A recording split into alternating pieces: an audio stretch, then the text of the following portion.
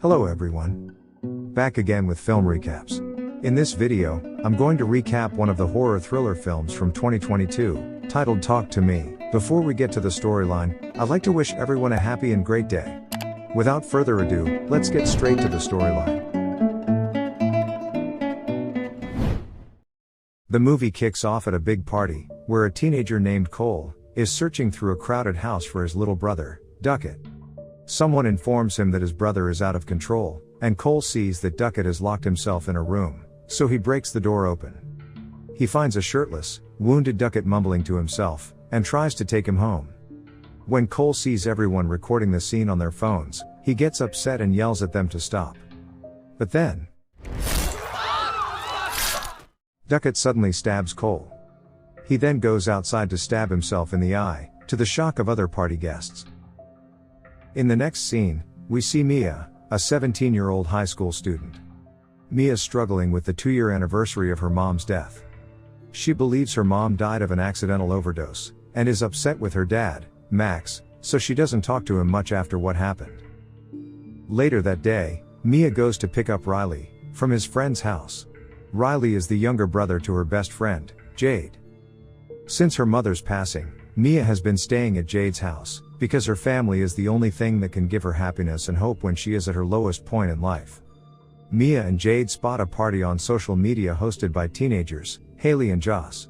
Rumor has it they're dabbling in some creepy, dark stuff with the party guests, but Mia's best friend Jade thinks it's all a fake act.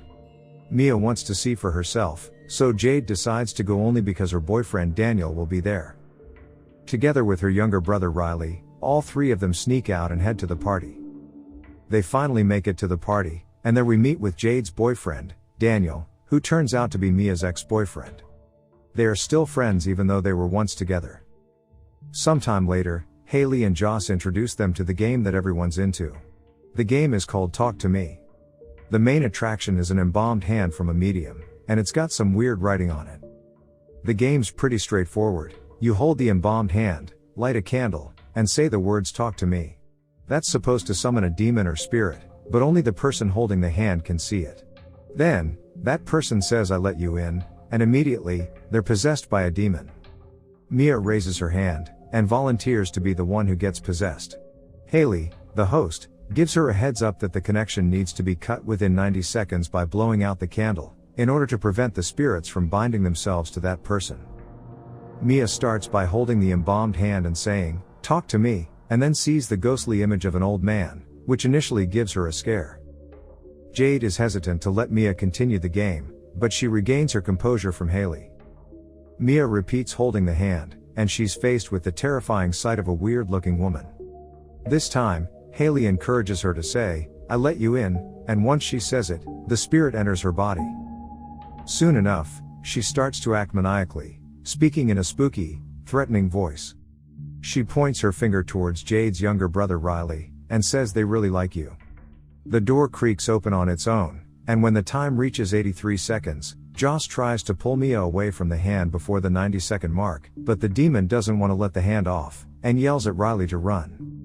Eventually, Haley and Joss manage to cut Mia's connection with the spirit, even though it's gone a bit over the 90-second mark. Once they've returned home later that night, Riley approaches Mia, and asks how it feels to be possessed by the spirit, to which Mia replies that it felt amazing. She could hear, see, and feel everything while smiling. Mia has such a great time being possessed by the demon that Jade's boyfriend Daniel decides he wants to do it. Haley agrees to Jade's request, and they'll be doing this at Jade's house that night. They're gathered in Jade's house, waiting for Haley and Joss to begin the spirit summoning game. Daniel immediately sits in front of the embalmed hand, reciting, "Talk to me, and I'll let you in," that cause him to be possessed. What's worse is that whoever or whatever possesses Daniel insults Jade, and turns him on sexually. While Daniel is drying humping the floor, Jade's dog comes over, and Daniel licks his mouth in a sexual manner. This scene both disgusts and delights the other teens, so they immediately blow out the candle. However, none of them are satisfied, so they all agree to give it another go that very night.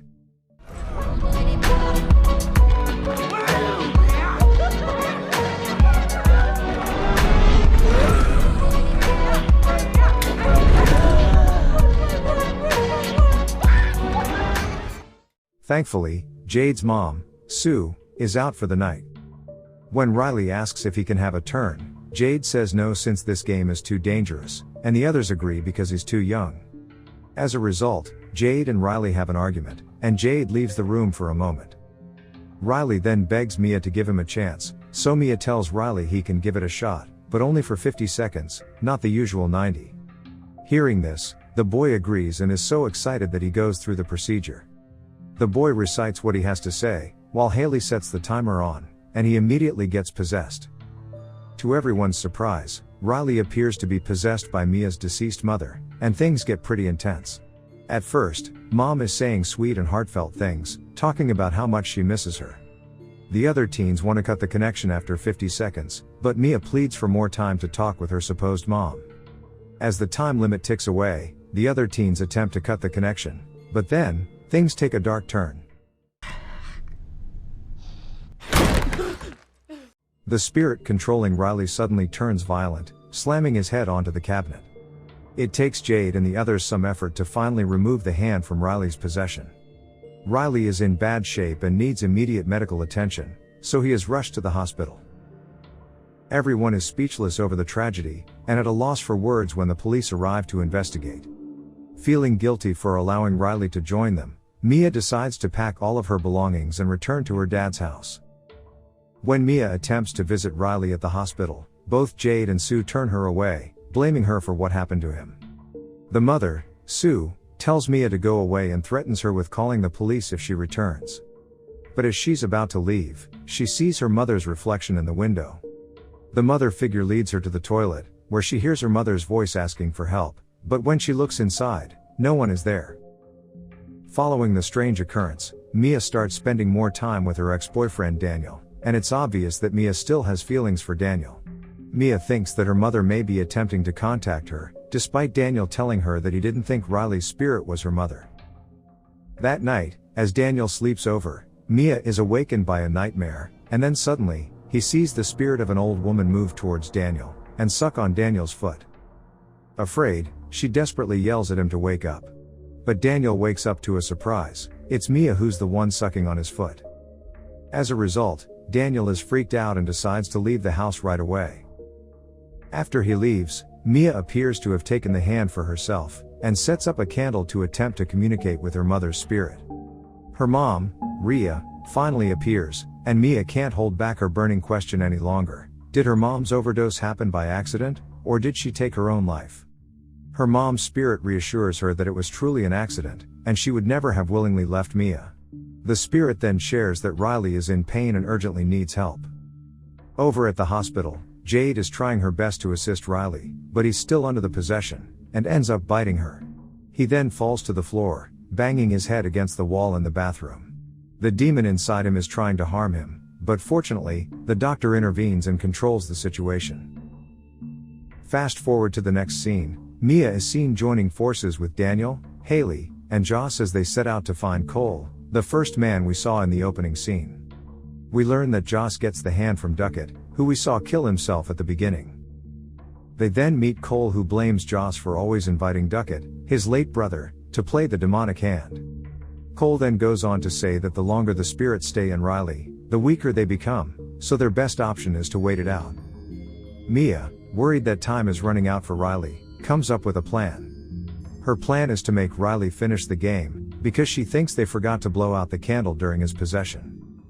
So, she goes to the hospital in an attempt to get the spirits to repossess Riley, and find a way to bring him back, but it doesn't succeed.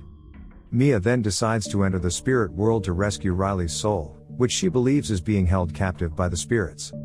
Suddenly, in a vision, she encounters the spirit of a little girl, and begs the girl to bring her to Riley. The girl then says she lets Mia in, and reveals that Riley is being tormented by many other violent spirits in limbo. When she regains consciousness, she tells her friends that the spirits are not gonna stop hurting Riley. Once Mia returns home, Max, her father, approaches her and says he wants to reveal the truth about her mother's death. He apologizes for not telling her sooner and shows her Rhea's suicide note, confirming that her death was not an accident. Devastated and in tears in the room, Mia sees Rhea's spirit. But then, Mia hears her father banging on her door, and the mother claims that Max wrote the note as a lie, and says that the spirit is imitating Max, while the father is seen in the adjacent room. Rhea also insists that Riley can only be saved if the boy dies. Here the spirit who imitates her father Max enters the room, and is violently attacking her. The actual Max can hear the commotion from the other room, and finds that Mia's door is locked, so he breaks down the door to check on her. Just as Mia attempts to stab the spirit attacking her, she ends up accidentally stabbing her real father in the neck with scissors. Later, Mia calls Jade and tells her to come to her house as she knows what to do, but it turns out that she tricks Jade into leaving the hospital, while she herself goes there to see Riley. But then, Jade's mother Sue shows up, and apologizes for what she said previously. Sue reassures Mia that she was never to blame for what happened to Riley, and she allows Mia to be alone with him for a minute. Now almost entirely under the influence of the demonic spirits, Mia becomes convinced that the only way to save Riley is by killing him, believing it will end his suffering. So, she attempts to kill Riley with the same pair of scissors, but she just can't bring herself to go through with it. In the meantime, Jade, who comes to Mia's, can't find her anywhere, but instead, she finds her father in critical condition. Jade quickly calls for an ambulance and alerts her mother, warning her that Mia poses a danger to Riley. Sue then rushes to Riley's hospital room, but her son has gone with Mia. When Jade returns to the hospital, she sees Mia pushing Riley in the wheelchair in the distance, and quickly follows her. Mia decides to wheel the boy to the side of a busy highway, intending to end his misery. In her hallucination, she sees him as an old, decaying spirit. Rhea's spirit tries to persuade Mia to push Riley into oncoming traffic by whispering that she is proud of her and that she's doing the right thing. So, she removes her hands from Riley's wheelchair, causing the incoming car to collide with something in the road. We then see Mia lying in the middle of the road, as if she's the one who was hit by a car and badly injured. When she regains consciousness on the street, Mia sees Jade taking care of Riley by the roadside. All of a sudden, she finds herself in the hospital, but everything seems weird and strange. Riley appears to have made a full recovery, and is leaving with Jade and Sue. Max also seems to have healed from his injuries, but as Mia tries to follow them, nobody can hear her. Everyone leaves, ignoring her desperate screams for them not to leave her all alone. Then, she finds herself in pitch black emptiness. Out of nowhere, she notices a faint glimmer of light. Curious, she heads towards it, and realizes it's a candle, and there's a hand extending from it. She moves to grab the hand, and then this happens. She's transported to a completely different place, at a party, and the guy holding her hand looks at her in shock before muttering, "I let you in." This means that Mia is now a part of the hand game, but now that she's dead, she's the spirit. Okay guys, that's all the recap of Talk to Me 2022. Thanks for watching. See you again in the next video.